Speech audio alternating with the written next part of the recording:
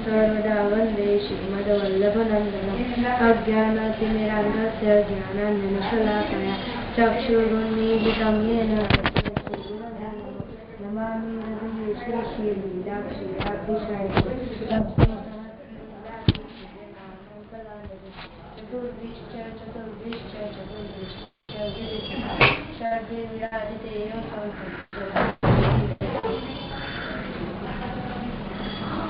આપણે કાલે જોયું હતું કે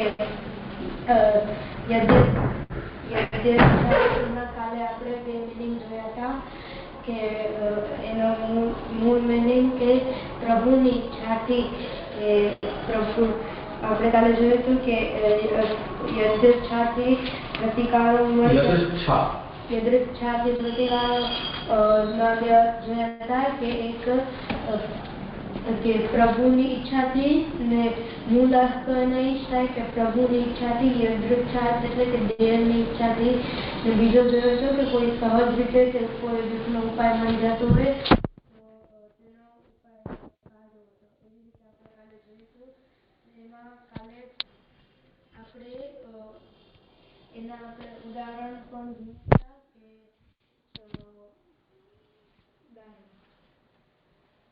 याद करो भक्ति याद पाओ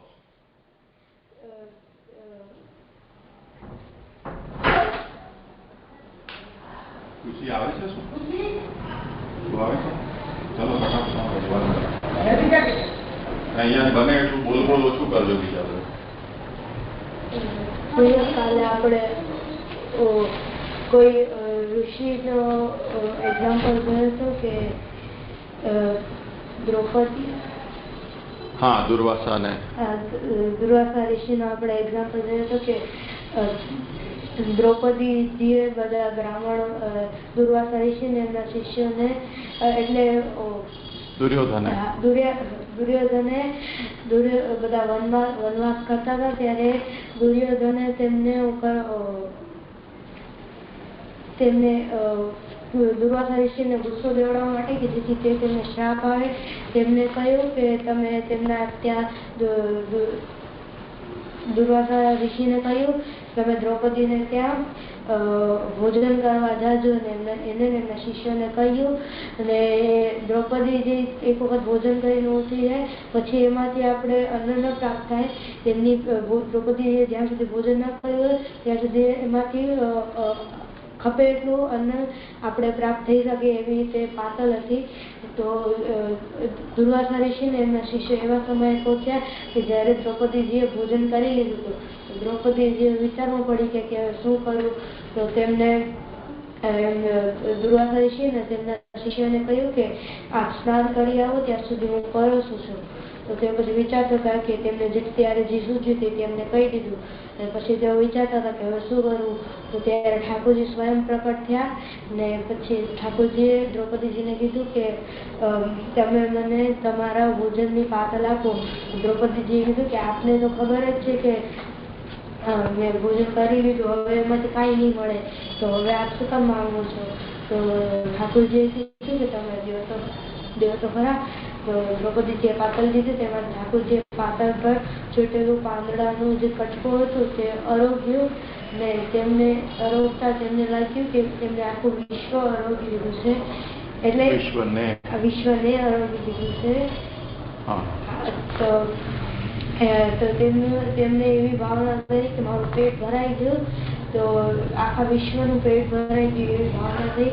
તો ત્યાં દુર્વાસા ઋષિ તેમના શિષ્યો સ્નાન કરતા હતા તેમને એવું સ્નાન કરતા હતા તેમને બધાને ઓળકાર આવવા માંડ્યા કે એમનું પેટ છલોછલ ભરાઈ ગયું હતું.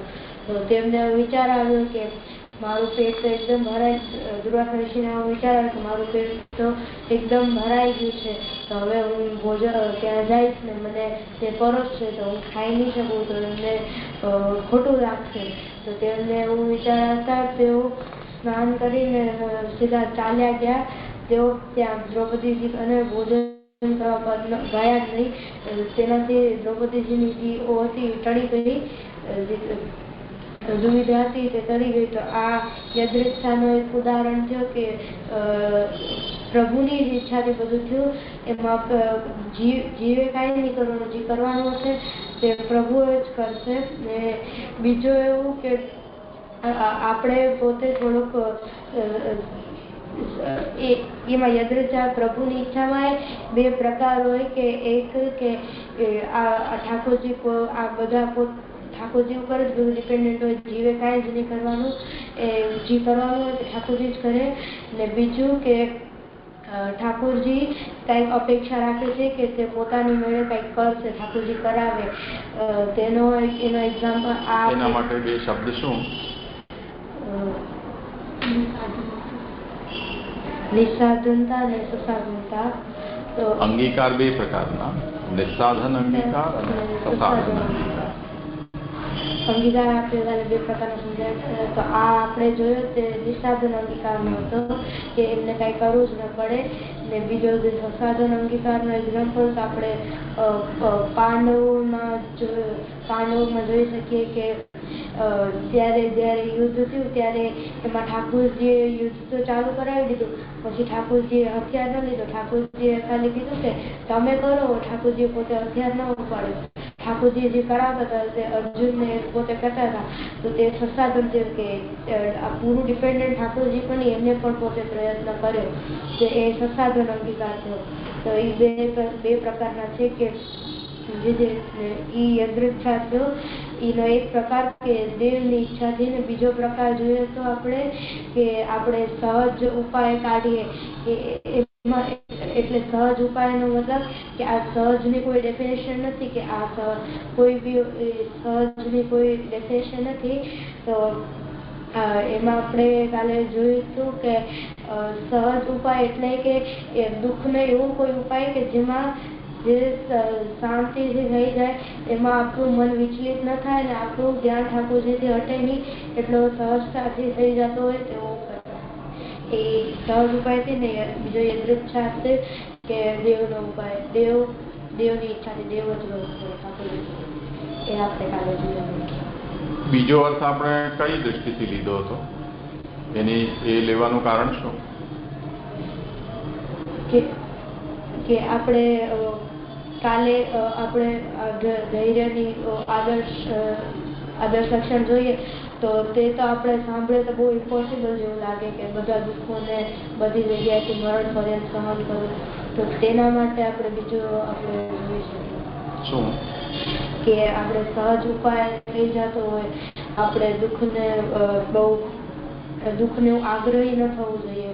સહજ આપણે દુઃખનું બહુ આગ્રહ ન થવું જોઈએ કે આપણે કોશિશ સહજ ઉપાય થઈ જતો હોય કે દુઃખ દૂર થાય તો આપણે દુઃખનું આગ્રહી નહીં કે યદૃચ્છાથી. તો આપણે એમ કરીને બેસી જઈએ કે ઠાકોરજી જ બધું કરશે, આપણે કંઈ કરવાનું જ નથી, એમ કરીને બેસી જઈએ તો કાંઈ નહીં થાય. એટલે યદૃચ્છા એટલે એનો બીજી રીતે એટલે જોયું હતું કે બીજો સહજ ઉપાય એટલે જોયું હતું કે આપણે દુઃખનું આગ્રહી ન થવું જોઈએ.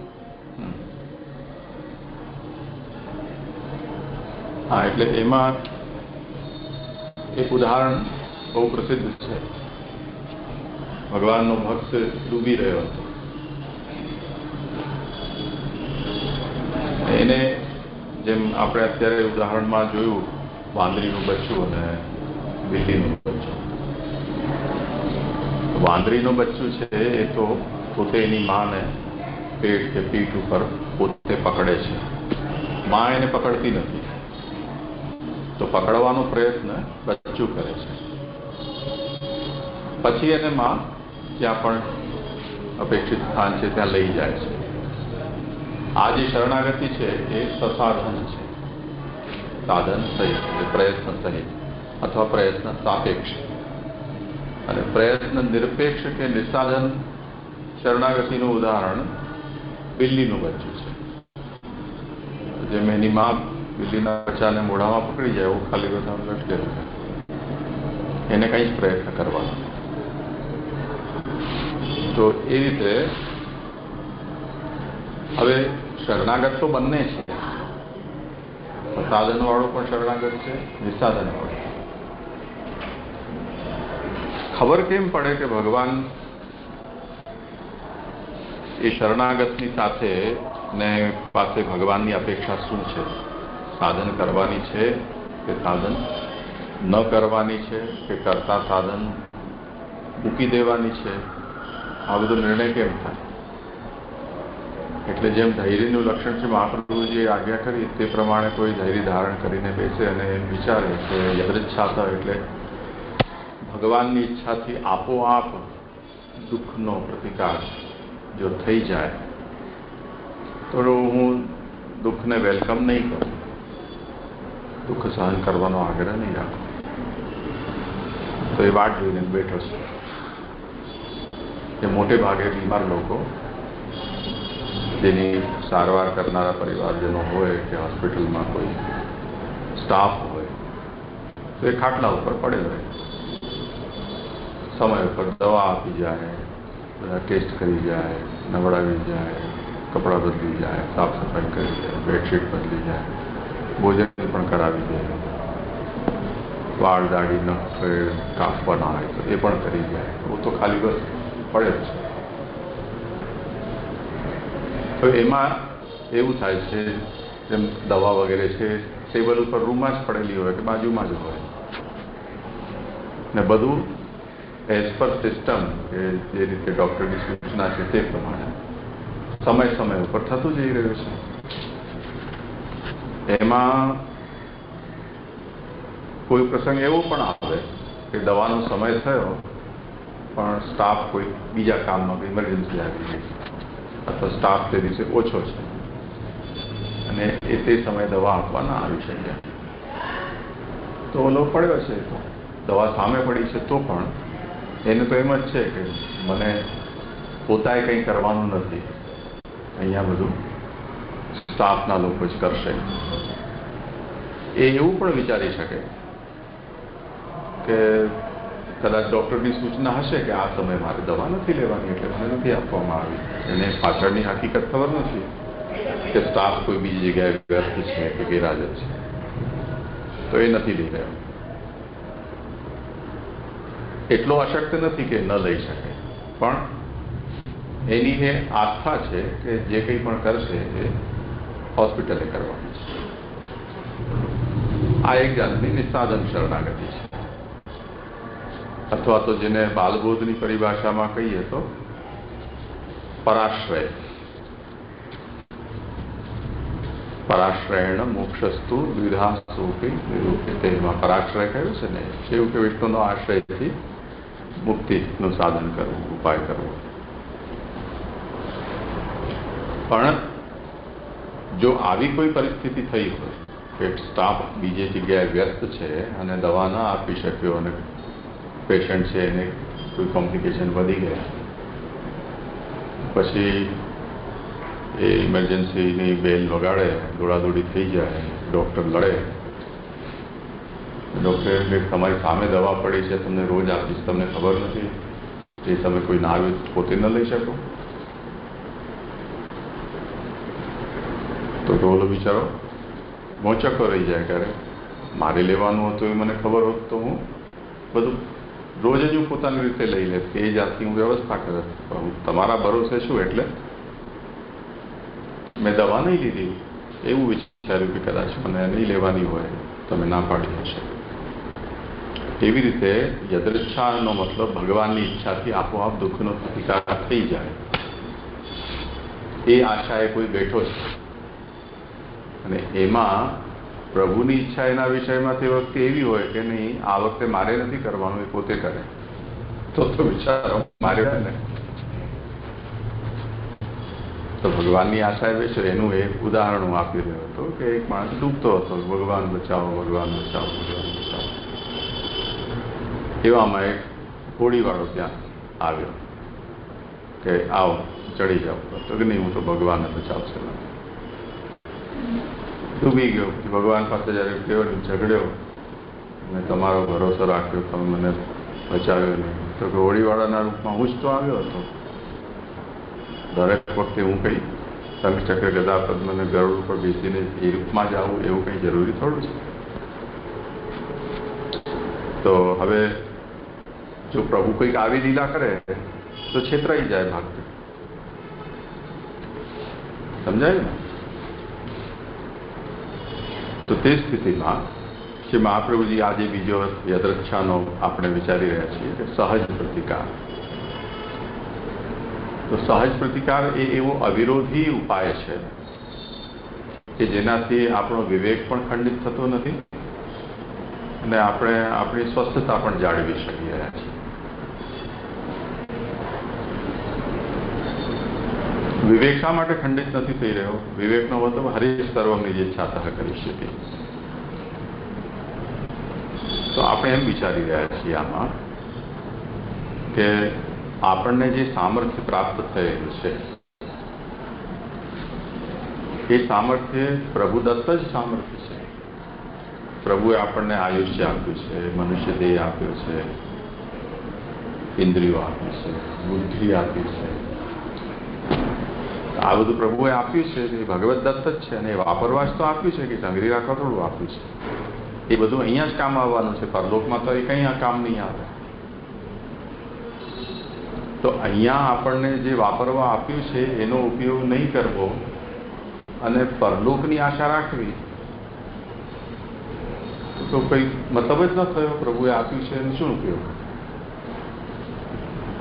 તો યદૃચ્છાનો એક બીજો અવિરોધી અર્થ એ થયો કે દુઃખ કષ્ટ કે એનો પ્રતિકાર સહજતાથી થઈ શકે તો દુઃખી રહેવાનો આગ્રહ ન રાખવો.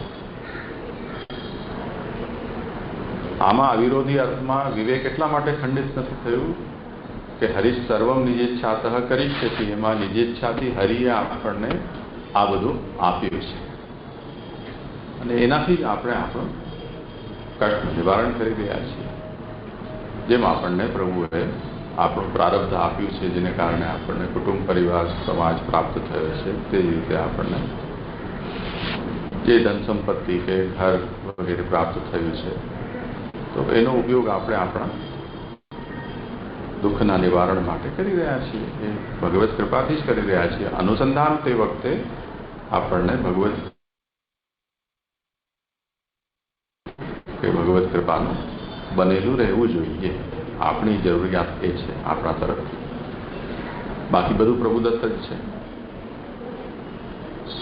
બીજી વસ્તુ એ કે એમાં સહજતા શબ્દનો પ્રયોગ એટલા માટે આપણે કરી રહ્યા છીએ કે જેમ અસહજ થવું મતલબ તમે કોઈ કામ કરો, તમારા હૃદયના ધબકારા વધી જાય, શ્વાસ ફૂલી જાય, પસીનો છૂટી જાય, તણાવ આવી જાય, તો આ અસહજતા છે.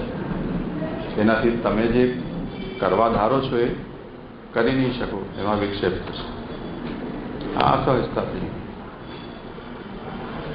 તો જે ભક્તિ કે શરણાગતિમાં છે એ ભગવત સ્મરણ, ભગવત સેવા, ભગવત શાસ્ત્રનું અવલોકન વગેરે વગેરે જે એનો અંતરંગ ધર્મ છે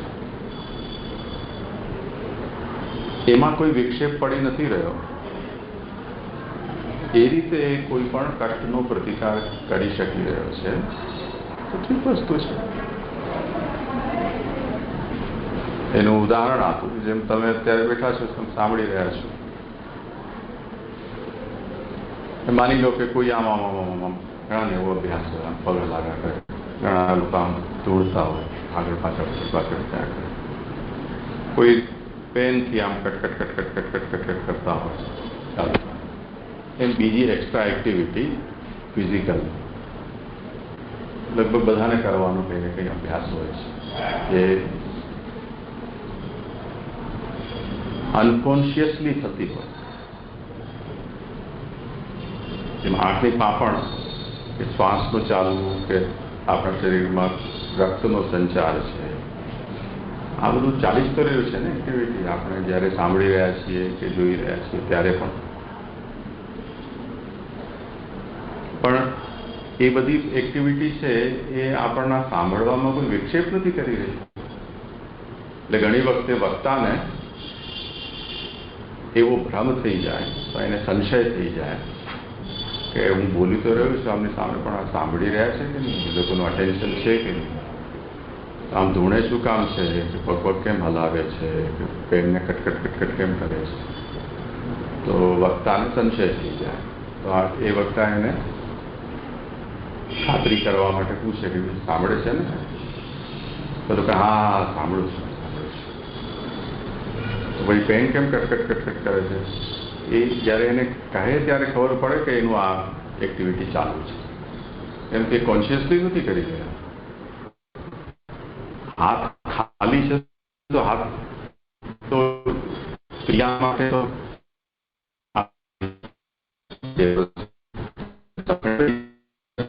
આમ કરે કે આમ કરે કે હાથ જેમ બંસી એક હાથમાં સ્પીકર પકડે, બીજો હાથ આમાં નચાવે, હે ને?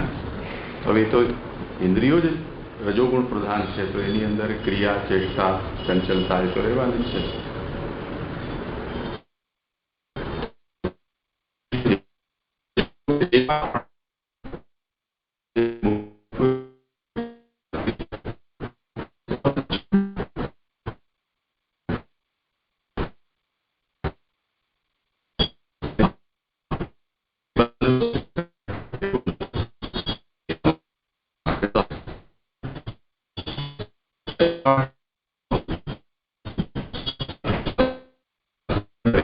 વ્યક્તિશઃ પરિસ્થિતિ, એક જ વ્યક્તિ પરિસ્થિતિ બદલાય તો પણ સહજતાનું પેરામીટર ફરી જાય.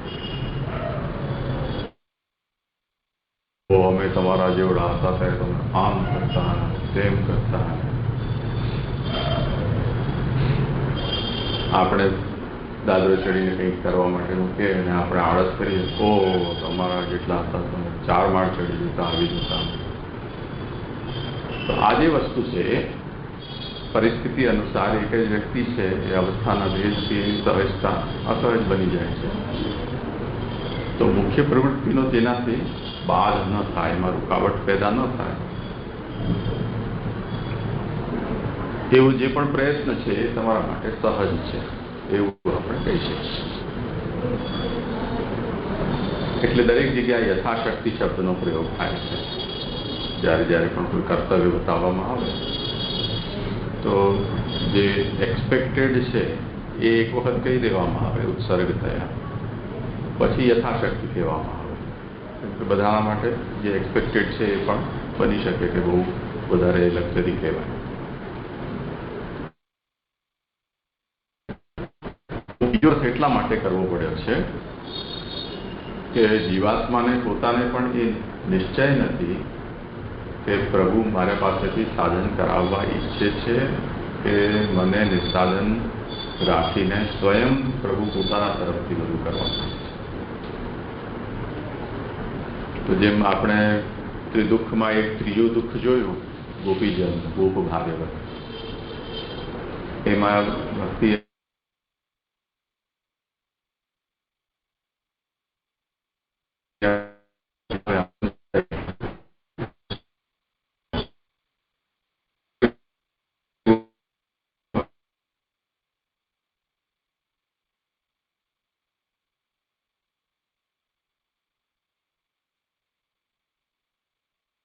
ત્યારે પછી એમને પોતાનો કોઈ અપરાધનો ચિંતન કર્યું કે અમારો કંઈક દોષ હશે જેને કારણે ભગવાન અંતર્ધ્યાન થયા છે. અને પ્રયત્નથી પ્રાપ્ત ન થયા એનો મતલબ પ્રભુ અમારા પ્રયત્નથી પ્રાપ્ત નહીં થાય, પ્રભુ પોતે ઈચ્છશે તો જ પ્રગટ થશે.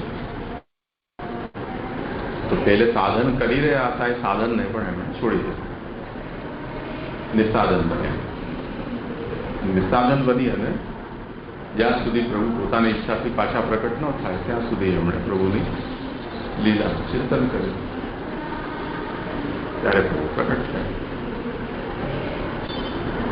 તો હવે જો એ જ એક જ પ્રસંગમાં આપણને પહેલે સાધન કરી રહ્યા છે, પછી એમને નિશ્ચય થયો છે કે આ સાધનથી પ્રભુ પ્રાપ્ત નહીં થઈ શકે, એટલે નિસાધન થયા.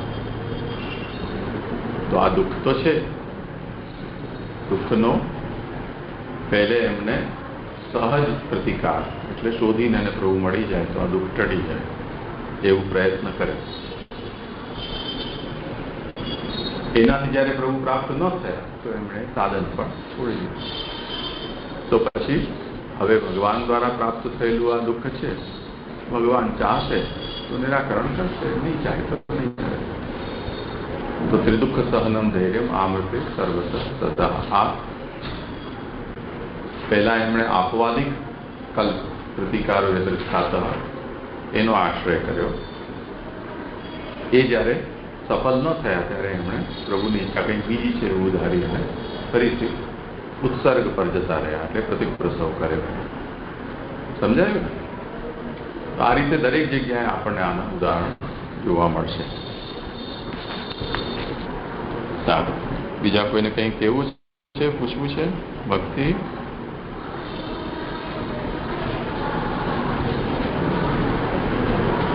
બોલતી જ નથી.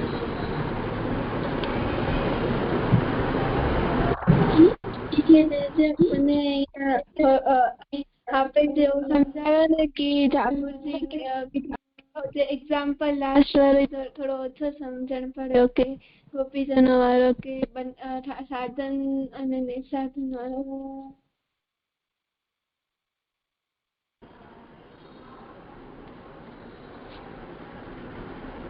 હા, એટલે એમાં તે જે ઉદાહરણ આપ્યું હતું એને જ મેં વધારે ડિટેલમાં સમજાવ્યું. પહેલા ઠાકોરજીએ વેણુનાદ કર્યું, સાંભળીને ગોપીજનો અડધી રાત્રે વનમાં પધાર્યા. પછી ઠાકોરજીએ એમને પ્રશ્ન કર્યો કે આવી અડધી રાત્રે તમે અહીંયા આવ્યા તો તમે પાછા પોતાના ઘરે જાઓ. તો બધા સ્તબ્ધ થઈ ગયા. એક તો બોલાવ્યા. હવે ઠાકોરજીએ તો ખાલી બંસી વગાવી હતી, એનો મતલબ બોલાવે એવું થોડું થાય કે પરીક્ષા કરવા માટે પ્રભુએ એમને આવવું કહ્યું. તો ગોપીજનો તો કહ્યું કે અમે તો બધું છોડી છાડીને આવ્યા છીએ આપના પાસે, અમારું હવે કોઈ ઘર નથી કે મારો કોઈ હવે પરિવાર નથી. તો ઠાકોરજી પ્રસન્ન થયા. એના થોડી વાર પછી પ્રભુ ફરીથી અંતર ધ્યાન થયા, સંતાઈ ગયા. તો આવ્યા તે વખતે એમને સુખ થયું ઘરેથી વનમાં. એના પછી પ્રભુના વચનથી એમને દુઃખ થયું કે પાછા જાઓ તમે. પછી ફરી પાછું એમને સુખ થયું કે પ્રભુ એમણે જ્યારે પોતાની મક્કમતા બતાવી તો પ્રભુ પ્રસન્ન થયા કે મને તમારાથી આવી જ અપેક્ષા. એના પછી પ્રભુ અંતર્ધ્યાન થયા. અંતર્ધ્યાન થવાથી એમને ફરી પાછું દુઃખ થયું. ત્યારે એમણે ઠાકોરજીને શોધવા માટેનો પ્રયત્ન કર્યો. આ એમનો દુઃખનો સહજ પ્રતિકાર, એટલે એમનાથી જે થઈ શકે એમણે કર્યું. પણ જ્યારે એનાથી પણ પ્રભુ એમને ન શોધી શક્યા તો એમણે એ પ્રતિકાર એટલે સાધનને છોડી દીધું, શોધવાનો પ્રયત્ન છોડી દીધો. કે પ્રભુ પોતાની ઈચ્છાથી અંતર્ધ્યાન થયા, ઈચ્છાથી જ પોતે પ્રકટ થશે. તો પ્રભુ પ્રકટ થયા એમના દૈન્યને જોઈને. તો આ વાત એટલા માટે છે કે પ્રભુ કોની સાથે કેવી લીલા કરવા માંગે છે એનાથી પ્રયત્ન કરાવીને પછી એને એનું દુઃખ દૂર કરવા માંગે છે કે વગર પ્રયત્ને પોતાના તરફથી જ બધું દુઃખ પ્રભુ એનું દૂર કરવા માંગે છે. કે ક્યારે કોની સાથે પ્રભુ કેવી લીલા કરવા માંગે છે એનો નિશ્ચય ભક્તને થઈ શકતો નથી. એને કારણે સંશય રહે છે. હવે ઠાકોરજીના માટે તો આ લીલા છે, એટલે કોઈ વ્યક્તિને એવું ભ્રમિત કરવું, ફરી પાછું એને ઠેકાણે લાવી દેવું, ફરી પાછું ભ્રમિત કરવું. તો જેમ નાના બચ્ચા સાથે આપણે રમીએ કે બિલાડી વગેરે પશુઓ સાથે પણ આપણે એવી રીતે રમીએ તો આપણને મજા આવતી હોય છે કે એની અજ્ઞાનતાને જોઈને કે એનું જે ભોળપણ છે એને જોઈને આપણને તો આનંદ આવે છે. પણ જેની સાથે આપણે એ ક્રીડા કરી રહ્યા છીએ એ તો સંશય નિશ્ચય સંશય એમાં ગોથા ખાતો રહે છે. આપણા દ્રષ્ટિથી ઠાકોરજીની આ લીલા છે, સમજાય ને? તો આ ઠાકોરજીની લીલા છે. તો એને લીલા દૃષ્ટિથી આપણને જોવું પડશે. એમાં જે કંઈ પણ ટ્રાયલ એરર થાય એ આપણને ભોગવવાની છે. લીલા તરીકે જોઈશું તો એનો આપણે આનંદ લઈ શકીશું, અને જો એને બહુ સિરિયસ લઈ લઈશું તો પછી એ આપણા માટે શોક વિષાદ વગેરે છે એનો વિષય બની જશે, એ ઉદ્વેગ ચિંતા વગેરેનો વિષય બની જશે. તો આ વાત છે. ઠીક છે.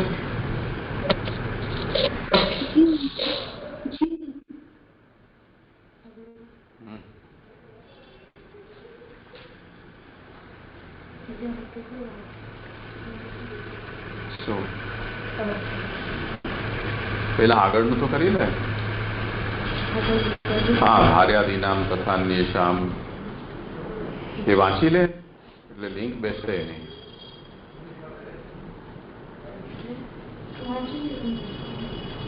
અત્યારે આપણે ખાલી પ્રતિકારો એ જ કર્યું ને, એના પછીનો શ્લોકની લાઈન વાંચ, એનો અર્થ વાંચ, એના પછી નવું આગળનું કર. હા, ભાર્યાદીનામ તથા ન્યેષામ असत चाक्रम सहेत. असतश्चाक्रमं सहेत. असतश्चाक्रमं सहेत. ભાર્યાદીનો બીજાનો તથા અસત માણસોનો અતિક્રમ સહજ કરવો. એટલે જે આપણે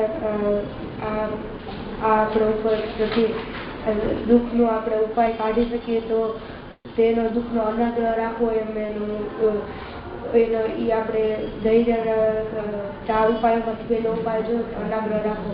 પછી આ બીજો ઉપાય છે કે સહન કરવો, કે આપણે એટલે ભાર્યાદીનો એટલે કે આપણા રિલેટિવ્સ હોય, કે આપણા મમ્મી પપ્પા ભાઈ બહેન દાદા દાદી બધા રિલેટિવ્સ હોય, તેનો પછી બીજાનો એટલે અન્ય બધા, અને સાથે અસત માણસોનો એટલે કે જેના ખોટા ઇન્ટેન્શન હોય એવા ખોટા માણસોના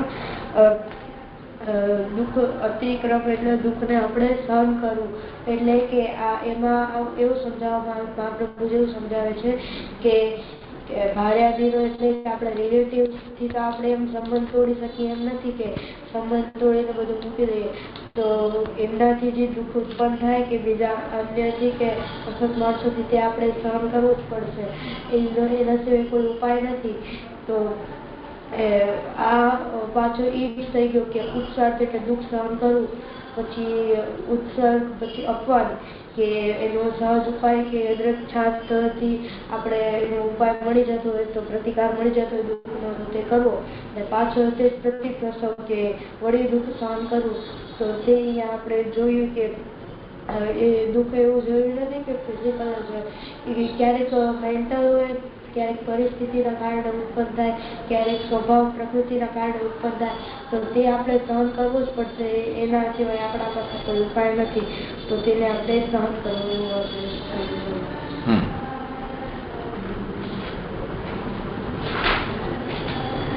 સ્વયં ઇન્દ્રિય કાર્યાણી કાયવા મનસા ત્યજેત. કાયવાંગ મનસા ત્યજેત. અસુરેણાપી કર્તવ્યમ સ્વસ્યા સામર્થ્ય ભાવના. પોતાના લૌકિક સ્વાર્થ માટે કાયા અને મન વડે ઇન્દ્રિયોના કાર્યોને છોડવા, અને તે પ્રમાણે જ્યાં સુધી અસુરપણા વડે ત્યાગ ન થઈ શકે ત્યાં સુધી પોતાના અસમર્થ્યની ભાવના કરવી. આમાંથી મને એવું સમજાય છે કે આપણે પેલા બે ઉપાયો તો જોઈ લીધા, અનાગ્રહ અને સહન. પછીના બે ઉપાય છે કે ત્યાગ અને અસામર્થ્યની ભાવના. તે આ શ્લોકમાં સમજાવવામાં આવી છે કે પહેલા કે આપણા લૌકિક સ્વાર્થ માટે આપણા લૌકિક સુખ માટે આપણે જે દેહથી કે ઇન્દ્રિયથી આપણે જે કાર્યો કરતા હોઈએ કે જેનાથી આપણે દુઃખ થતું હોય, એટલે આપણે તો બીજા ઇન્ટેન્શન્સથી કરતા હોઈએ, પણ એનાથી બધું દુઃખ થતું હોય તો તે કાર્યોનો આપણે ત્યાગ કરવો જોઈએ. એ લૌકિક કાર્યમાં આપણે આ જે ઇન્દ્રિયો ઠાકોરજીની સેવા માટે પ્રાપ્ત થઈ છે, તો આપણે એનાથી જે લૌકિક કાર્યો કરતા હોઈએ તેને આપણે ત્યાગ કરવા જોઈએ. અને જો એ અને એ આપણાથી ત્યાગ ન થઈ શકે, તે કાર્યોનો ત્યાગ ન થઈ શકે, તો ત્યારે આપણે એવું સમજવું કે અસામર્થ્યની ભાવના ખબર. ભક્તિને પૂછશે ને કંઈક એવું છે, પૂછ. ભક્તિ તને કંઈક એવું છે?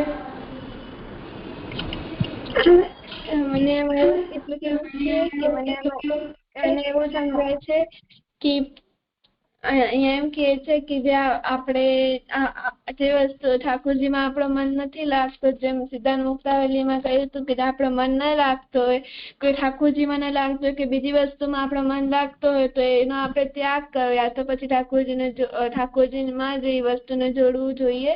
અને જેમ આગળ આદિદૈવિક દુઃખમાં જે એક્ઝામ્પલ હતો, એમાં જે ગોપીજનો વાળો, એનામાં જે અસામર્થ્યની ભાવના ગોપીજનો પછી જ્યારે ઠાકોરજી અંતર્ધ્યાન થઈ ગયા ત્યારે, મતલબ જ્યારે ઠાકોરજીએ વેણુગીત કરે ત્યારે ગોપીજનો પાછા આવ્યા હતા, પર ગોપીજનો આવ્યા પછી એમને એવું લાગ્યું કે ઠાકોરજીને ગોતી લીધું, એમ કે ઠાકોરજી અંતર્ધ્યાન થઈ ગયા ત્યારે એ આવ્યા, તો એમને એવું લાગ્યું એમનામાં એટલું સામર્થ્ય છે કે ઠાકોરજીને ગોતી લેશે. ત્યારે પછી એમને યાદ આવ્યું કે ના, એ એટલા સામર્થ્યવાન નથી કે જેટલા ઠાકોરજીને ગોતી લે, એટલે એમને અસામર્થ્યની ભાવના કરી. એટલે આપણે અસામર્થ્યની ભાવના રાખવી જોઈએ, જે આપણો ધૈર્ય રહેશે, કેમ કે અસામર્થ્યની ભાવના કરશું તો આપણે સહજ રહેશું, તો આપણું ચિત્ત, આપણો દેહ એકદમ શાંત રહેશે, અને શાંત રહેશે તો કોઈ ઉદ્વેગ પણ નહીં થાય, તો પછી આપણી સેવા અને આપણો વિવેક પણ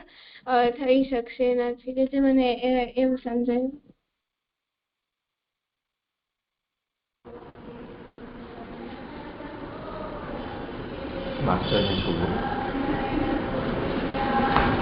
હા, જો આમાં એક વાત એવો સમજી લો, સૌથી પહેલો જે ઉપાય અહીંયા જે બતાવ્યો છે એ સહજ પ્રતિકારો યદૃચ્છાત સિદ્ધશ્ચેત નાગ્રહી ભરે, એટલે એમાં દુઃખનો અનાગ્રહ, સહજ પ્રતિકાર, એ વાત બતાવી. એના પછી જે અનિવાર્ય છે એનો તો પ્રતિકાર પણ કરી નહીં શકો તમે, એને તો ઝીલવા જ પડશે. એ વાત ભાર્યાદીનામ તથા અન્યેષામ અસતશ્ચાક્રમમ સહેત, એમાં સહનરૂપ ધૈર્યનું સ્વરૂપ બતાવ્યું છે. સહનનો મતલબ સ્વીકાર. જેમ ગુજરાતીમાં કહેવત છે, હાથી પાછળ કૂતરા ભસે, તો કઈ હાથી દરેક કૂતરા પાછળ જઈને એને ચૂપ કરવાનું કે એને સજા આપવા માટે એને કંઈ ફુરસત નથી, એને ઇગ્નોર કરે છે,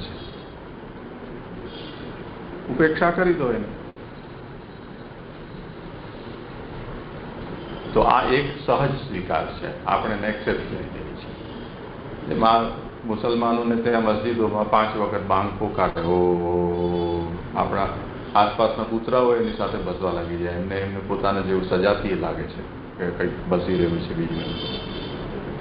હવે આપણને હિન્દુસ્તાનમાં રહી રહ્યા છીએ, આપણી પાસે એનો બીજો કોઈ વિકલ્પ નથી. એને જો આપણે મનમાં લઈને એનું ટેન્શન લઈએ કે આવેશ આવી જાય, ક્રોધ થઈ જાય, દિવસમાં 5 વખત તમારું બ્લડ પ્રેશર વધારે છે, તમે દવા લેવી પડશે. તો આપણે એને સાંભળતા આપણા કાન ટેવાઈ જાય છે, પછી ક્યારે વાગી ગઈ આપણને અનુસંધાન પણ ના આવે.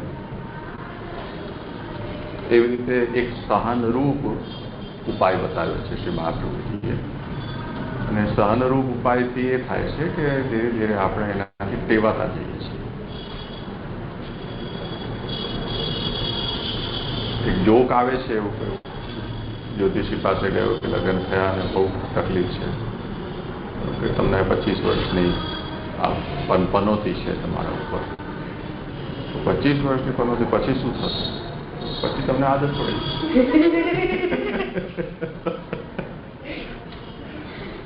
તો તમે કોઈ વસ્તુને લાંબા સમય સુધી એક ધારું સહન કરશો, સ્વીકારશો, પછી ટેવાઈ જશો, પછી તમને એની અસર નહીં કરે. ત્યાં તો આવું જ હોય છે, સમજાય? અમારા એક સંબંધી બેટીજી એમને એમના વાએ લગ્ન થવાના હતા એટલે રસોઈ થવા માટે હવે તમારે શીખવું જોઈએ ગૃહસ્થીમાં જાઓ છો. હવે એમને પ્રકૃતિથી જ એમને ઓછી ફાવટ એ વિષયમાં, તો બધું બળી જાય ને બગડી જાય ને એવું થાય. એટલે એમના માતુશ્રીએ એમને એવો નિયમ કર્યો કે તમે જે પણ સિદ્ધ કરો એ તમારે ખાવું. તો બળેલું ને કાચું ને ચીઠું ને એવું જેવું હોય તે બધું એમણે ખાવું પડતું. હવે એ રસોઈમાં કુશળતા તો ના આવી, પણ એમને દાજેલું ખાવા લાગ્યું. ચોટી ગઈ હવે દાળ ભાત કે રોટલી બળેલી હોય તો એ ગોતી ગોતીને એમાંથી એ વસ્તુ લે. તો હવે એમને જે બીજા લોકો માટે પીડા કે સજારૂપ કહેવાય એ એમને માટે વાનગી બની ગઈ કે મગફળી એકાદશીના તળે અને બળી જાય ને તો કાલી કાલી આ બીજી જગ્યાએ આપણે કાઢી દઈએ કે મને આપી દે, મને ભાવે છે. પાપડ બળી જાય તો કાળો કાળો પાપડ છે કોલસા જેવો કે મને ભાવે છે એમને આપી દે. એવી રીતે તો આ સહન તમે એ વસ્તુને પછી તને પણ હવે હોસ્ટેલનું ભાવતું થઈ ગયું હશે ને. પહેલે જે જોઈને ઉલટી આવતી કે ઉપકા આવતા એ હવે 2 વર્ષની અંદર તો લાવ લાવ લાવ લાવ તો એવું થઈ જાય છે. આ આપણા બધાના અનુભવ છે. તો એક સહનરૂપ ઉપાય બતાવ્યો. એટલે તમે જ્યાં પ્રતિકાર તમારો કામ ન કરે ત્યાં તમે એને એક્સેપ્ટ કરતા જાઓ. જેટલું એક્સેપ્ટ કરશો એટલું તમને સહજ થઈ જશે. પછી દુઃખરૂપ નહીં લાગે. એટલે તમારી સહજતા ખંડિત એનાથી નહીં થાય. એના પછી જે આ ઉપાય છે એ શું આવ્યું છે? સ્વયં ઇન્દ્રિય કાર્યાણી કાયવાન મનસાત્ય જે. આ ઉપાય બહુ જોરદાર છે. એટલે માની લો આપણે ઉદાહરણ લઈએ, કોઈ વ્યક્તિ તમે સ્કૂલમાં કામમાં કે આસપડોશમાં એવો છે કે જે સ્વભાવથી દુષ્ટ છે અને આપણને દર વખતે પરેશાન કરતો હોય તો એના સામે જોઈને મન મુસ્કુરાવા, કંઈ જ કરવાનું નહીં. આપણે અંદરથી એકદમ શાંત રહેવાનું, ઠંડા એકદમ બરફ જેવા, બસ ખાલી મુસ્કુરાતા રહેવાનું. ઓલાનું પ્રેશર એવું વધી જાય કે હાર્ટફેલ થઈ જાય. કેમ કે એના અંદર અત્યારે તમોગુણ છે, અત્યારે પ્રબલ છે.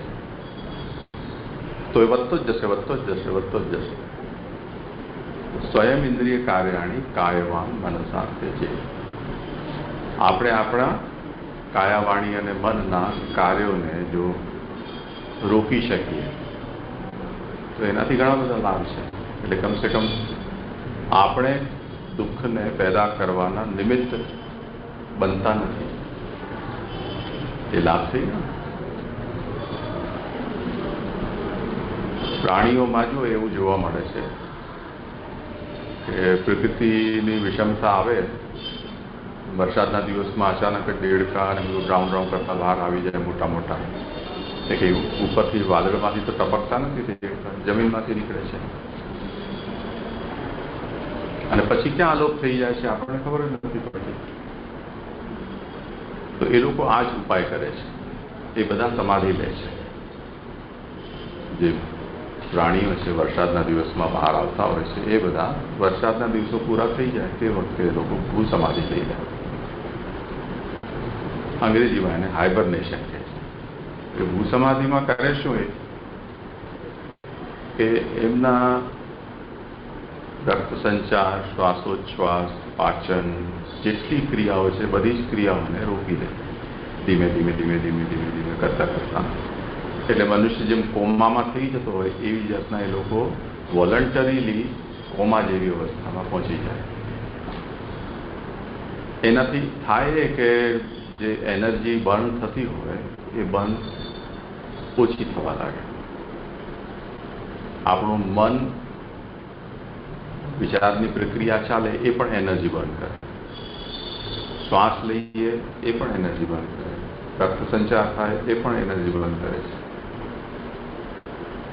તો આ બધી ક્રિયાને જેમ તમે રોકી દેશો એમ તમારા અંદર જે એનર્જી છે એ એનર્જી જળવાયેલી રહેશે. તો એમ કુંભકર્ણ 6 મહિને જાગતો તો પાછળ એકદમ કેવો હતો તેવો તાજેમાજી થઈ ગયો. એવી રીતે સ્વયં ઇન્દ્રિય કાર્યાણી કાયવાન મનસા છે. જે ઇન્દ્રિયોના કાર્યને કાયાવાણી અને મનથી ત્યજી દો. એનાથી આબેલ મુજે મારની સ્થિતિ પેદા નહીં થાય. એટલે દુઃખોનો આરંભ કરવાના નિમિત્ત આપણે નહીં બનીએ. કેમ કે જેટલી પણ પ્રવૃત્તિ છે સારી કે ખરાબ પ્રતિક્રિયાના રૂપમાં એ એક તરફી તો થતી નથી. આપણે કરીએ છીએ તે પછી સામેથી પણ આવે છે તો એનું ચક્ર ચાલુ થઈ જાય છે. તો શ્રી મહાપ્રભુજી આ એક ઉપાય બતાવી રહ્યા છે કે કાયા વાણી અને મનથી ઇન્દ્રિયોના કાર્યોને છોડવા. જેટલા કાર્ય તમે છોડતા જશો એટલું તમારા દુઃખ આપોઆપ ઓછા થતા જશે. એ આપણા અનુભવને એક પછી એક આપણે ગણીએ.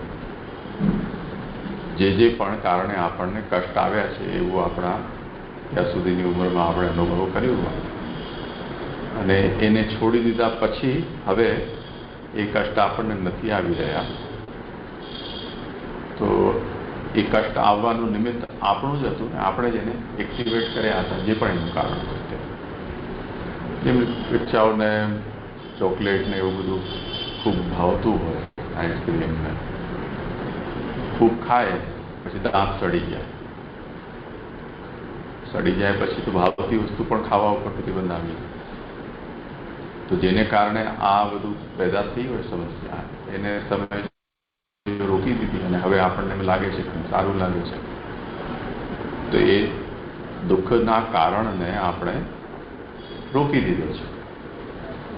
તો આ એક બહુ મેચ્યોર ઉપાય છે. પણ મોટે ભાગે દરેકને આવા બે ચાર ઝાટકા લાગે નહીં ત્યાં સુધી આવી મેચ્યોરિટી આવતી નથી.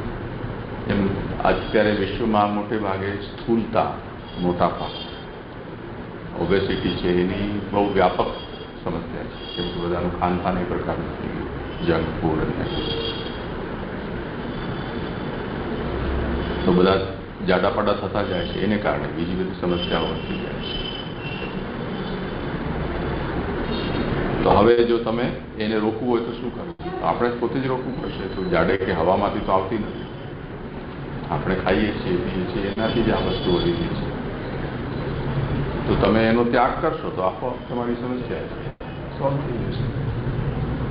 તો સ્વયં ઇન્દ્રિય કાર્યાણી કાયવા મનસા ત્યજેત. એટલે ઘણા બધા પ્રતિબંધો, દુઃખો, કષ્ટ એ સેલ્ફ ઇન્વાઇટેડ હોય છે. એ સેલ્ફ ઇન્વિટેશન તમે બંધ કરો તો આપોઆપ એ દુઃખો ઓછું થઈ જશે. આ એક ઉપાય કરો.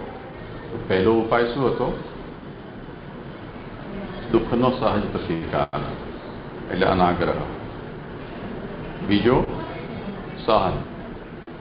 ત્રીજું કાયાવાણી મનથી ઇન્દ્રિયોના કાર્યનો ત્યાગ. તો આ પણ ધીરે ધીરે ધૈર્યના આદર્શ સ્વરૂપ પર પહોંચવા માટે આ બધા હેલ્પફુલ થાય એવા ઉપાયો છે. બધા એકસાથે પણ આપણે કરી શકીએ, બધું જેટલું થઈ શકે એટલું પણ કરી શકીએ. બધા ન થઈ શકે તો જેમાંથી જે પણ થઈ શકે તે પણ આપણે એટલે આ બધું કરતા જ હોઈએ છીએ. એવી કોઈ વાત નથી કે આપણે નથી કરતા. જેમ એસિડિટી થઈ તો કાલથી આપણે અથાણું નહીં ખાઈએ કે ખાટું નહીં લઈએ, બહુ તીખું નહીં ખાઈએ. તો આ ઇન્દ્રિયના કાર્યનો ત્યાગ કરી દીધો. બોલતા રહીશું, વિચારતા પણ રહીશું, પણ કાયાથી ત્યાગ કરી દઈશું. એટલે ખાવાનું બંધ કરી દઈશું. આપણે યાદ કરશું એને જ્યારે પણ ખાવા બેસો કે બચ્ચું હતું, કેવી મજા આવે, ખટાશ થોડી વધારે હોય તો કેવો સ્વાદ વધી જાય, એ બધું યાદ આપણે કરીશું. કરવું પડે પણ એને ફિઝિકલી પણ તમે એને રિસ્ટ્રિક્ટ કરશો તો ફિઝિકલ એસિડિટી નહીં થાય, મેન્ટલ થવાની હશે. તો જ્યાં સુધી ચિંતન નહીં છોડો ત્યાં સુધી નહીં થાય. કેમ કે એસિડિટી પણ છે તો ખરી છે. તો આ એક ઉદાહરણ છે કે તમે કઈ રીતે તમારી આવનારા કષ્ટ છે એને રિસ્ટ્રિક્ટ કરી શકો છો. તો કાયાવાણી અને મનથી ઇન્દ્રિયોના કાર્યનો ત્યાગ, એટલે એને તમે આબેલ મુજે માર ન કરો તો પણ તમને ઘણા બધા દુઃખમાં રાહત મળી જશે. ઠીક છે ને? પછી શું ઉપાય છેલ્લો છે? અશુરેણાપી કર્તવ્યમ સ્વસ્યા સામર્થ્ય ભાવના. એ પણ ઉપાય છે. એટલે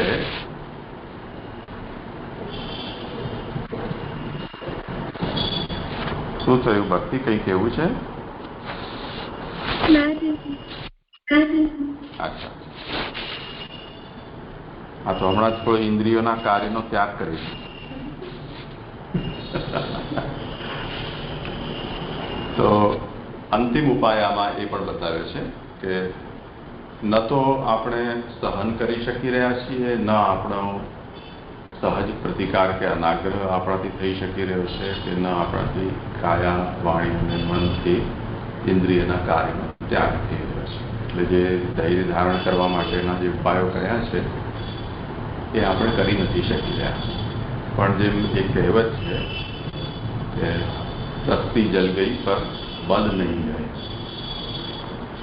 તો મિયાજી ગીરે પર ટંગડી ઊંચી. આપણો જે અહંકાર છે કે ના હું તો કરી શકું છું, એટલે માણસના હાથ પગ ન ચાલે, ઉઠી બેસી ન શકતો હોય, પોતાના હાથથી કંઈ કરી ન શકતો હોય, બીજા બધું કરાવતા હોય, તેમ છતાં પણ એ બોલવાનું ચાલુ રાખે,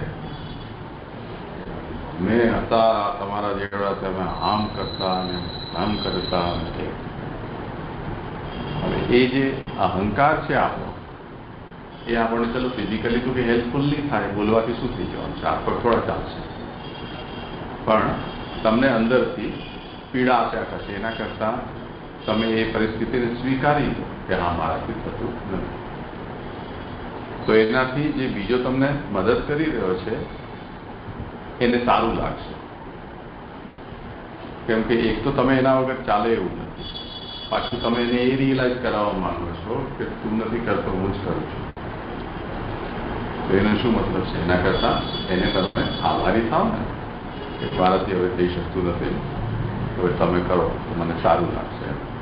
તો એના ઉપર નિર્ભરતા પોતાની પ્રકટ કરો.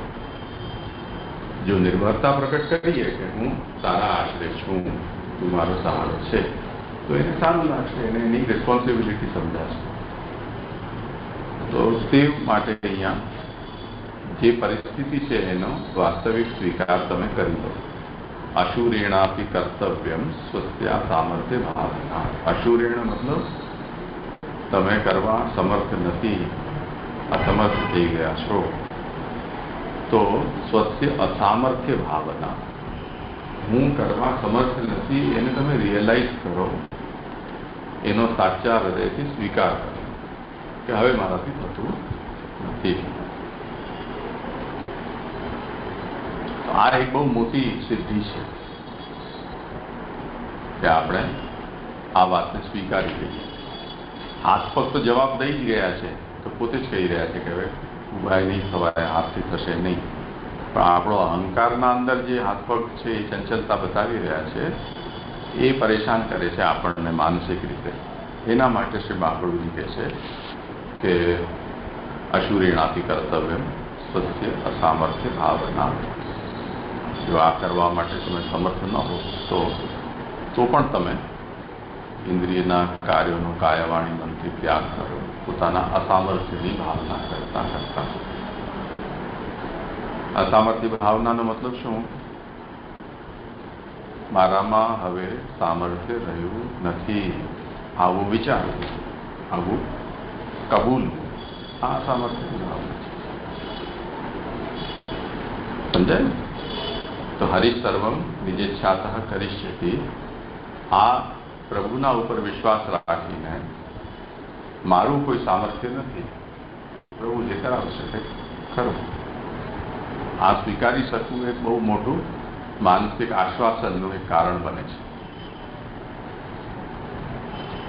સમજાયું ને? જેમ અત્યારે ગરમી ખૂબ થઈ રહી છે. આપણે હાય તો રોજ આવી તો ગરમી છેલ્લા 50 વર્ષમાં જોઈ નથી. બધા લોકો એવું દર વખતે બોલતા હોય, દર વર્ષે આવું 50 વર્ષથી બોલે. તો આપણે ગરમી તો જે પડી જ રહી છે, પરંતુ એની ગરમી મગજમાં વધારીએ છીએ આવું ચિંતન કરીને. જો એનું ચિંતન આપણે છોડીએ તો ગરમી ઓછી પણ લાગે. સમજાયું? એનું ચિંતન છોડી દેશો તો પણ ગરમી ઓછી થશે. અને આપણું કંઈ પણ કરવાથી જે ઋતુચક્ર ચાલી રહ્યું છે એના ઉપર આપણો કંટ્રોલ છે. એ તો કંઈ પરિવર્તન થવાનું નથી. જેટલી ડિગ્રી છે રહેવાની જ છે. તો ભાઈ સ્વીકારી લો ને કે આ તો આવું જ ચાલવાનું છે. સત્ય અસામર્થ્ય ભાવ પ્રકૃતિ આગળ કોનું ચાલે છે. તો આ વાત અહીંયા શ્રી મહાપ્રભુજી આપણને સમજાવે છે. એનાથી પણ આપણને મેન્ટલ રિલીફ ઘણી બધી મળશે. તો આ વાત અહીંયા ખાસ સમજવાની હતી. તો એટલું કરી. કાલે ભક્તિ તું કરજે આ બધું. ઠીક છે.